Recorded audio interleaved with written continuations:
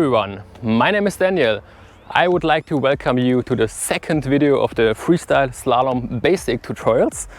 And in this tutorial we will learn together how to do the fish. The fish is one of the basic skills for freestyle slalom skating. And yeah, now I will show you how to learn this step by step. And therefore we will change the spot to Basel. And yeah, I would say let's start with the tutorial.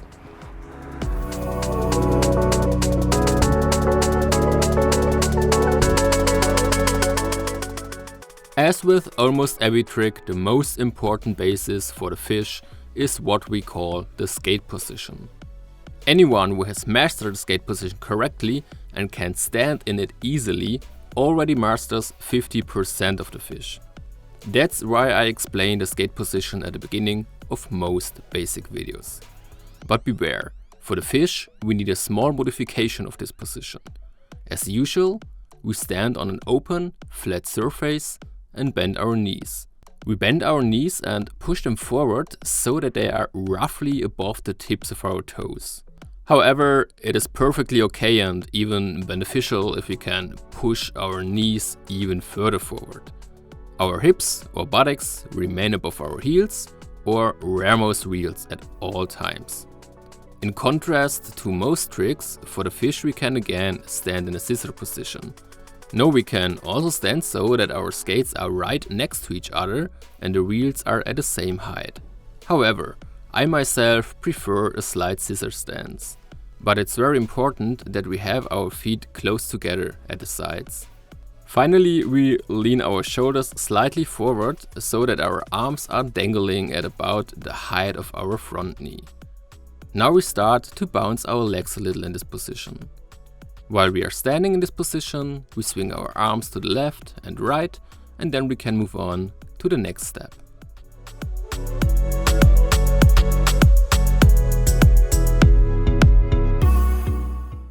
Next, we take a look at how we can manage to turn our feet and skates correctly. In order to be able to turn our skates in a fishtailing motion, it is important that we are able to shift our body weight. Because in order to perform the fish correctly, we have to be able to shift our weight from the forefoot to the heel and vice versa. The difficulty is in the fact that our overall body center of gravity still remains in front. In the case of a fall, we must be able to fall forwards and not backwards. And this is only possible if we are bend our knees as much as possible, also when shifting our weight. Exactly how we have just learned in step 1.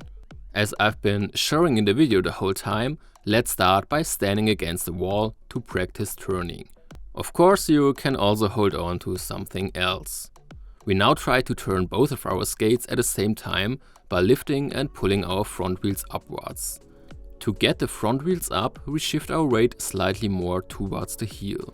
However, we use a little momentum as possible for this, but rather try to lift the front wheels with it, by pulling our toes upwards in a controlled manner. As we do this, we move slightly out of the squat. Be careful, however, we still remain slightly bent and never straighten our legs. Using this technique, we now turn our feet to the left and then to the right again, until we can turn them about 45 degrees in each direction. If this works, we now practice it again without holding on to anyone or anything and then move on to the next exercise. The next exercise consists of gaining momentum with our arms.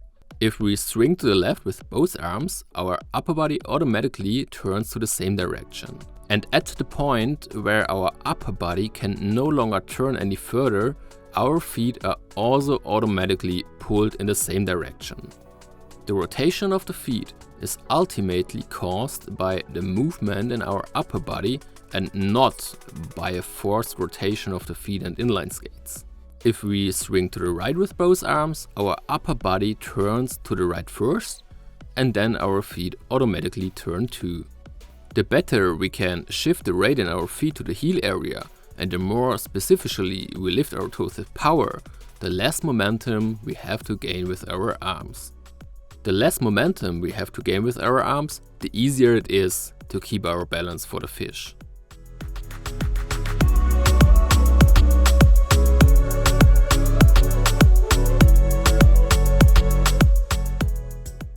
Before we skate through our cone line or cone row, we need to look at how we can speed up with the fish. Sure, we can just take a run up, but in inline freestyle slalom skating, we can do a trick properly if we are able to speed up with it, directly from a standing position, without taking a running start. In order to speed up with the fish, we not only have to turn our skates to the left and right, but also push ourselves sideways out of the ground. If we stand with our skates turned approximately 45 degrees to the left, we push ourselves out of the ground from the left to the right. If we stand with our skates turned approximately 45 degrees to the right, we push ourselves out of the ground from right to left. Again, it is very important to be able to shift your weight well back and forth between your feet. To practice this, we simply do the fish with a small jump at the beginning. We stand on the ground with our skates turned to the right and then jump to the left by pushing off the ground from right to left. At first, we do this by really jumping properly and then turning our feet to the left as we jump. If that works, then we do exactly the same thing by jumping from the left to the right. And if that works, then we no longer try to jump properly, but just lift our toes. If this works and we do this several times in succession, in example from left to right, then from right to left, then from left to right again and so on, then we can already do our first fish. Now it's time to practice our fish through our slalom cone line. The more we practice and the better we master the fish, the less our wheels will lift.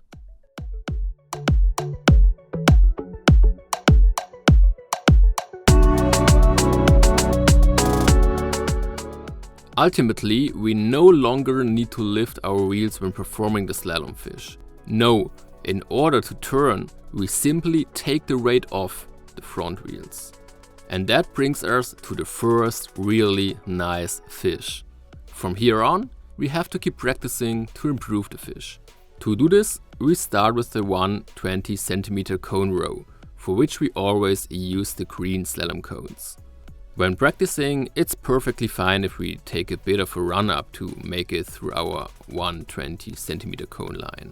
By the way, the 120 cm row always consists of 14 cones. The better we master the fish, the faster and better we can and will speed up. But this can bring us to a new problem. We may become so fast that we can no longer manage to fish through the cones. We therefore need a technique that helps us to better control our speed when fishing. We can do this by skating the fish deeper, in example, less flat.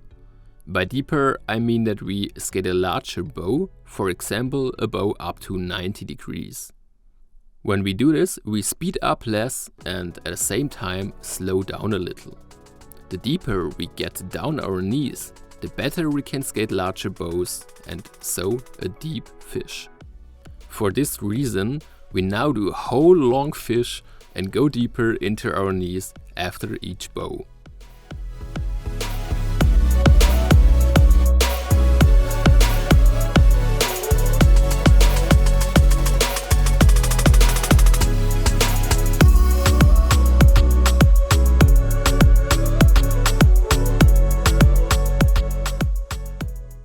If we manage the 90 degrees deep fish, it should now be easy for us to perform the fish without a run-up. To do this, we stand directly in front of the first cone of our cone line. Then we get some momentum with our arms, push off to the side, and we are already rolling. It is important that we only gain momentum once between each cone. With each swing, we turn from left to right or from right to left and roll around the cone. If we succeed, we also practice this in the 80 cm line, which we always set up with orange cones. The 80 cm row always consists of 20 cones, each 80 cm apart.